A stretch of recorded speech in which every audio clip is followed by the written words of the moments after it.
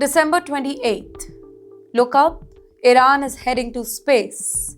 That's right, 3 satellites, 1 launch, and suddenly Washington is watching, Tel Aviv is watching very closely. You're watching TimesXP. My name is Rityatri, and here is Iran's space move, but not in the vacuum.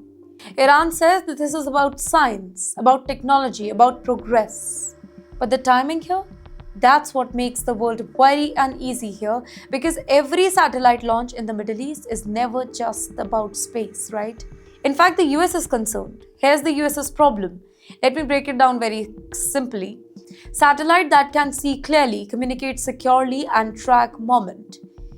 Well, can also be used for military intelligence, missile guidance. In fact, battlefield awareness. Washington has long warned that Iran's space program overlaps with military technology here. Same fuel, same guidance system, same engineering knowledge, different destinations. And here is Israel's red line. For Israel, this is even more sensitive, right? Israel sees Iranian satellite as potential surveillance tool, possible monitoring platform over Israel, part of Iran's long-term military planning.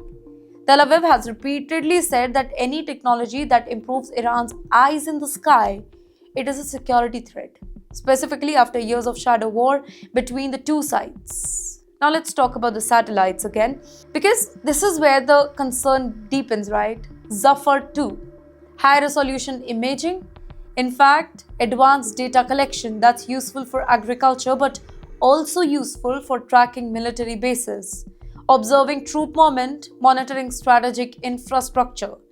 Then comes PIA, urban planning? Yes, but also mapping cities, identifying infrastructure, understanding terrain, which is exactly what military study before any sort of conflict. Then comes COSAR, the most sensitive one here. Now this one mixes remote sensing and Internet of Things, meaning that sensors in the space, devices on the ground, data flowing continuously. Now for Israel and the US, this raises a red flag because connected systems mean real-time intelligence. Also, the Russian factor really worrying US right now. Iran is not launching it alone. It is launching from a Russian spaceport on a Russian rocket. At the very same time, when Russia is at odds with the West, US-Russia tensions are high. Israel is worrying of Moscow's growing ties with Tehran. Now to Washington, this looks like sanctioned states helping each other leap forward.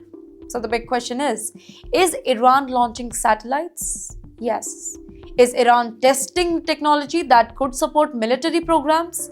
That's what the US and Israel fears, because once something reaches orbit, you can't easily pull it down.